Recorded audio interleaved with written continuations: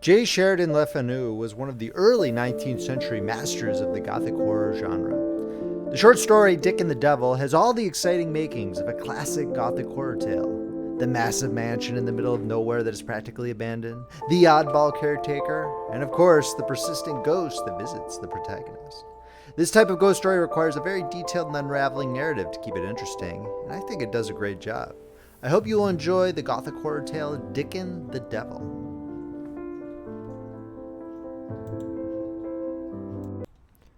If you're enjoying this reading from Friendly Frog Press, please make sure to subscribe and hit that like button. Dickon the Devil by Sheridan Le Fanu, narrated by Paul Beauheart. About 30 years ago, I was selected by two rich old maids to visit a property in that part of Lancashire which lies near the famous forest of Pendle, with which Mr. Ainsworth's Lancashire Witches has made us so pleasantly familiar. My business was to make partition of a small property, including a house and domain to which they had, a long time before, succeeded as co-heiresses.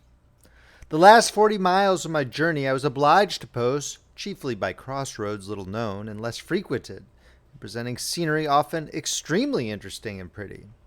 The picturesqueness of the landscape was enhanced by the season, the beginning of September, at which I was traveling. I had never been in this part of the world before. I'm told it is now a great deal less wild and consequently less beautiful. At the inn where I had stopped for a relay of horses and some dinner, for it was then past 5 o'clock, I found the host, a hale old fellow of 65, as he told me, a man of easy and garrulous benevolence, willing to accommodate his guest with any amount of talk, which the slightest tap sufficed to set flowing on any subject you pleased. I was curious to learn something about Barwick, which was the name of the domain and house I was going to. There was no inn within some miles of it. I had written to the steward to put me up there, the best way he could for a night. The host of the Three Nuns, which was the sign under which he entertained wayfarers, had not a great deal to tell. It was 20 years or more since old Squire Bowes died, and no one had lived in the hall ever since, except the gardener and his wife. Tom Windsor will be as old a man as myself, but he's a bit taller, and not so much in flesh quite, said the fat innkeeper. But there were stories about the house, I repeated, that they said prevented tenants from coming into it. Old wives' tales, many years ago that will be, sir. I forgot 'em. I forget 'em all. Oh yes, there always will be. When a house is left so, foolish folk will always be talking. But I hadn't heard a word about it this 20 year. It was vain trying to pump him. The old landlord of the Three Nuns, for some reason, did not choose to tell tales of Barwick Hall, if he really did, as I suspected, remember them. I paid my reckoning and resumed my journey, well pleased with the good cheer of that old-world inn, but a little disappointed. We had been driving for more than an hour when we began to cross a wild common, and I knew that, this past, a quarter of an hour would bring me to the door of Barwick Hall. The peat and firs were pretty soon left behind. We were again in the wooded scenery that I enjoyed so much, so entirely natural and pretty, and so little disturbed by traffic of any kind. I was looking from the shay window and soon detected the object of which, for some time, my eye had been in search. Barwick Hall was a large, quaint house of that cagework fashion known as black and white, in which the bars and angles of an oak framework contrast, black as ebony, with the white plaster that overspreads the masonry built into its interstices. This steep-roofed Elizabethan house stood in the midst of park-like grounds of no great extent, but rendered imposing by the noble stature of the old trees that now cast their lengthening shadows eastward over the sward from the declining sun. The park wall was gray with age, and in many places laden with ivy.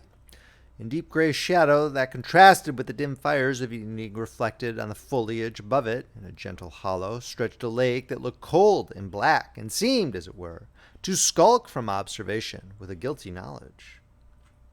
I had forgot that there was a lake at Barwick, but the moment this caught my eye, like the cold polish of a snake in the shadow, my instinct seemed to recognize something dangerous, and I knew that the lake was connected, I could not remember how, with the story I had heard of this place in my boyhood.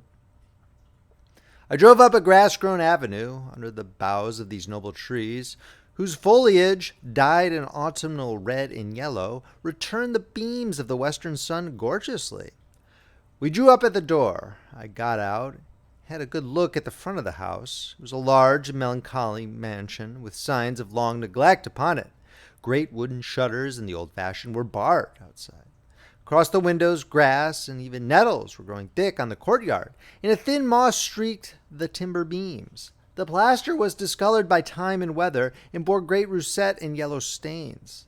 The gloom was increased by several grand old trees that crowded close about the house. I mounted the steps and looked round.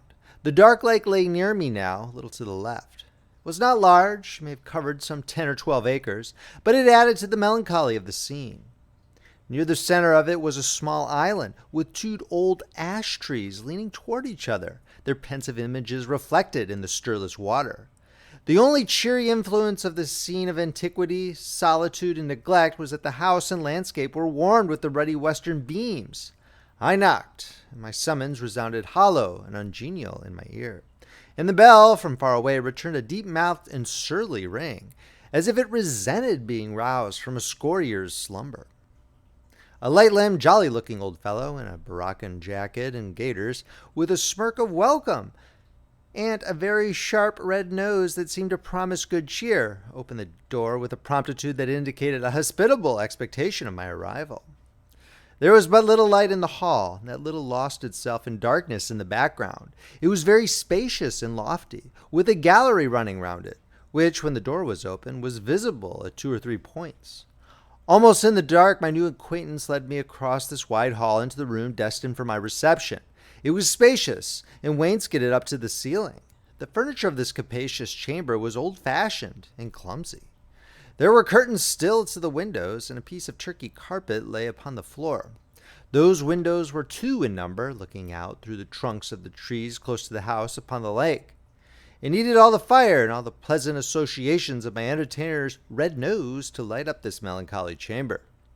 A door at its farther end admitted to the room that was prepared for my sleeping apartment. It was wainscoted like the other. It had a 4-post bed with heavy tapestry curtains, and in other respects was furnished in the same old-world and ponderous style as the other room.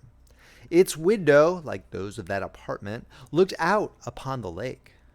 Somber and sad as these rooms were, they were yet scrupulously clean. I had nothing to complain of, but the effect was rather dispiriting.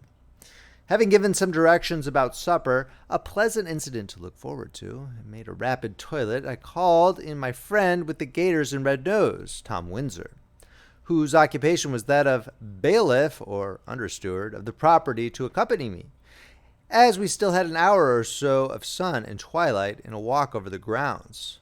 It was a sweet autumn evening, and my guide, a hearty old fellow, strode at a pace that tasked me to keep up with. Among clumps of trees at the northern boundary of the domain, we lighted upon the little antique parish church. I was looking down upon it from an eminence, and the park wall interposed. But a little way down was a stile affording access to the road, and by this we approached the iron gate of the churchyard. I saw the church door open. The sexton was replacing his pick, shovel, and spade, with which he had just been digging a grave in the churchyard, in their little repository under the stone stair of the tower.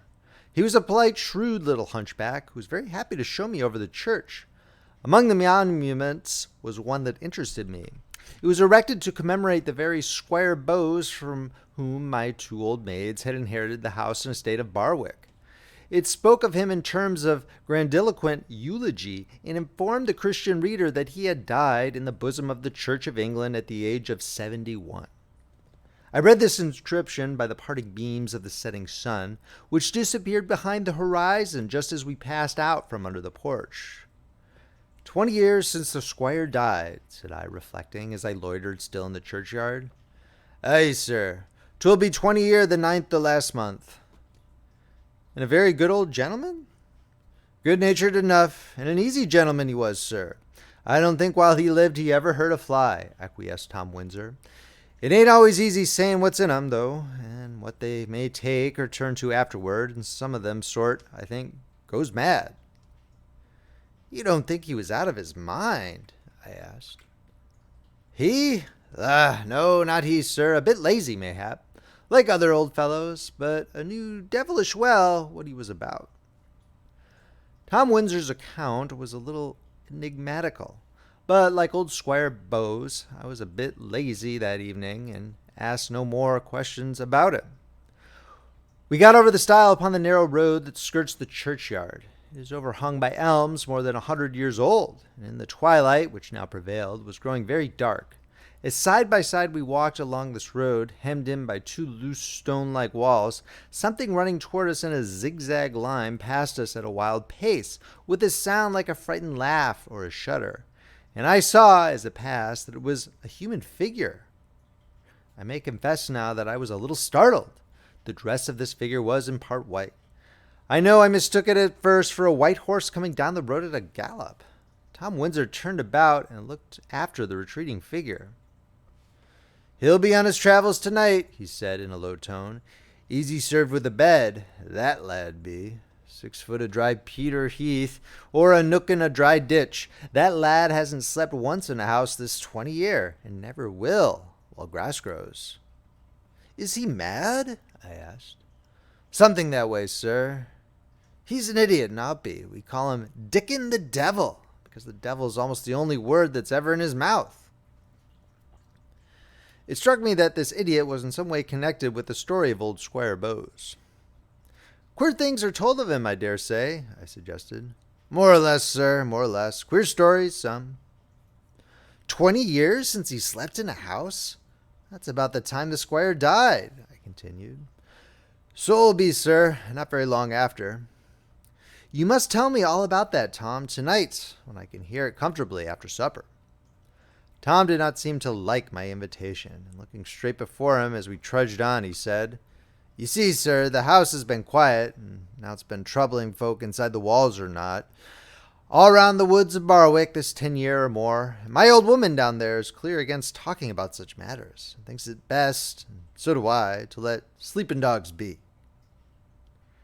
He dropped his voice toward the close of the sentence and nodded significantly.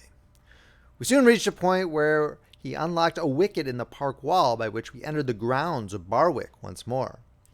The twilight deepening over the landscape, the huge and solemn trees, and the distant outline of the haunted house exercised a somber influence on me, which, together with the fatigue of a day of travel and the brisk walk we had had, disinclined me to interrupt the silence in which my companion now indulged. A certain air of comparative comfort on our arrival in great measure dissipated the gloom that was stealing over me. Although it was by no means a cold night, I was very glad to see some wood blazing in the grate, and a pair of candles aiding the light of the fire. It made the room look cheerful. A small table, with a very white cloth, and preparations for supper, was also a very agreeable object. I should have liked very well, under these influences, to have listened to Tom Windsor's story, but after supper I grew too sleepy to attempt to lead him to the subject, and after yawning for a time, I found there was no use in contending against my drowsiness. So I betook myself to my bedroom, and by 10 o'clock was fast asleep. What interruption I experienced that night I shall tell you presently. It was not much, but it was very odd. By next night I had completed my work at Barwick. From early morning till then I was so incessantly occupied in hard work that I had no time to think over the singular occurrence to which I have just referred. Behold me, however, at length once more seated at my little supper table, having ended a comfortable meal. It had been a sultry day, and I had thrown one of the large windows up as high as it would go. I was sitting near it with my brandy and water at my elbow, looking out into the dark. There was no moon, and the trees that are grouped about the house make the darkness round it supernaturally profound on such nights. "Tom," said I, so soon as the jug of hot punch I had supplied him with began to exercise its genial and communicative influence, "you must tell me who beside your wife and you and myself slept in the house last night." Tom, sitting near the door, set down his tumbler and looked at me askance, while you might count 7 without speaking a word. "Who else slept in the house?" he repeated very deliberately. "Not a living soul, sir." He looked hard at me, still evidently expecting something more. "That is very odd," I said, returning his stare and feeling really a little odd. "You are sure you were not in my room last night?" Not till I came to call you, sir, this morning. I can make oath of that. Well, said I, there was someone there. I can make oath of that. I was so tired I could not make up my mind to get up, but I was waked by a sound that I thought was someone flinging down the 2 tin boxes in which my papers were locked up violently on the floor. I heard a slow step on the ground, and there was light in the room, although I remember having put out my candle. I thought it must have been you who'd come in for my clothes and upset the boxes by accident. Whoever it was, he went out, and the light with him. I was about to settle again when, the curtain being a little open at the foot of the bed, I saw a light on the wall opposite, such as a candle from outside would cast if the door were very cautiously opening. I started up in the bed, drew the side curtain, and saw that the door was opening and emitting light from outside. It is close, you know, to the head of the bed. A hand was holding on the edge of the door and pushing it open, not a bit like yours, a very singular hand. Let me look at yours. He extended it for my inspection. Oh no, there's nothing wrong with your hand. This was differently shaped, fatter, and the middle finger was stunted and shorter than the rest, looking as if it had once been broken, and the nail was crooked like a claw. I called out, "Who's there?" The light and the hand were withdrawn, and I saw and heard no more of my visitor. So sure as you're a living man, that was him? Exclaimed Tom Windsor, his very nose growing pale, his eyes almost starting out of his head. Who? I asked. Old Squire Bowes. 'Twas his hand you saw. The Lord have mercy on us, answered Tom. The broken finger and the nail bent like a hoop. Well, for you, sir, he didn't come back when you called that time. You came here about the Miss DeMock's business, and he never meant they should have a foot aground in Barwick. And he was making a will to give it away quite different, when death took him short. He never was uncivil to no one, but he couldn't abide them ladies. My mind misgave me when I heard 'twas about their business you were coming, and now you see how it is. He'll be at his old tricks again. With some pressure and a little more punch, I induced Tom Windsor to explain his mysterious illusions by recounting the occurrences which followed the old squire's death. Squire Bowes of Barwick died without making a will, as you know, said Tom. And all the folk round were sorry. That is to say, sir, sorry as folk will be for an old man that has seen a long tale of years, and has no right to grumble that death was knocked an hour too soon at his door. The squire was well liked. He was never in a passion or said a hard word, and he would not hurt a fly, and that made what happened after his decease the more surprising. The first thing these ladies did when they got the property was to buy stock for the park. It was not wise in any case to graze the land on their own account, but they little knew all they had to contend with. Before long, something went wrong with the cattle. First one and then another took sick and died, and so on, till the loss began to grow heavy. Then, queer stories, little by little, began to be told. It was said first by one, then by another, that Squire Bowes was seen about evening time, walking just as he used to do when he was alive, among the old trees, leaning on his stick, and sometimes when he came up with the cattle, he would stop and lay his hand kindly like on the back of one of them, and that one was sure to fall sick next day and die soon after. No one ever met him in the park or in the woods or ever saw him except a good distance off. But they knew his gait and his figure well, and the clothes he used to wear, and they could tell the beast he laid his hand on by its color, white or black, and that beast was sure to sicken and die. The neighbors grew shy of taking the path over the park, and no one liked to walk in the woods or come inside the bounds of Barwick, and the cattle went on sickening and dying as before. At that time there was one Thomas Pike, who had been a groom to the old squire, and he was in care of the place, and was the only one that used to sleep in the house. Tom was vexed, hearing these stories, which he did not believe the half on 'em, and more especial as he could not get man or boy to herd the cattle, all being afeard. So he wrote to Matlock in Derbyshire, for his brother, Richard Pike, a clever lad, and one that knew nowt o' the story of the old squire walking. Dick came, the cattle was better. Folk said they could still see the old squire sometimes walking as before in openings of the wood, with his stick in his hand. But he was shy of coming nigh the cattle, whatever his reason might be, since Dickon Pike came, and he used to stand a long bit off, looking at them, no more stir in him than a trunk or one of the old trees, for an hour at a time, till the shape melted away, little by little, like the smoke of a fire that burns out. Tom Pike and his brother Dickon, being the only living souls in the house, lay in the big bed in the servants' room, the house being fast barred and locked one night in November. Tom was lying next to the wall, and he told me, as wide awake as ever, he was at noonday. His brother Dickon lay outside and was sound asleep. Well, as Tom lay thinking, with his eyes turned toward the door, it opened slowly, and who should come in but old Squire Bowes, his face looking as dead as he was in his coffin. Tom's very breath left his body and could not take his eyes off him, and he felt the hair raising up on his head. The squire came to the side of the bed and put his arms under Dickon and lifted the boy, in a dead sleep all the time, and carried him out so at the door. Such was the appearance of Tom Pike's eyes, and he was ready to swear to it anywhere. When this happened, the light, wherever it came from, all on a sudden went out, and Tom could not see his own hand before him. More dead than alive, he lay till daylight. Sure enough, his brother Dickon was gone. No sign of him could he discover about the house, and with some trouble he got a couple of the neighbors to help him to search the woods and grounds. Not a sign of him anywhere. At last, one of them thought of the island in the lake. The little boat was moored to the old post at the water's edge. In they got, though, with some small hope of finding him there. Find him, nevertheless, they did, sitting under the big ash tree, quite out of his wits. And to all their questions he answered nothing but one cry, "Bowes the devil! See him, Bowes the devil!" An idiot they found him, and so he will be till God sets all things right. No one could ever give him to sleep under a roof tree more. He wanders from house to house while daylight lasts, and no one cares to lock the harmless creature in the workhouse. And folk would rather not meet him after nightfall, for they think where he is there may be worse things near.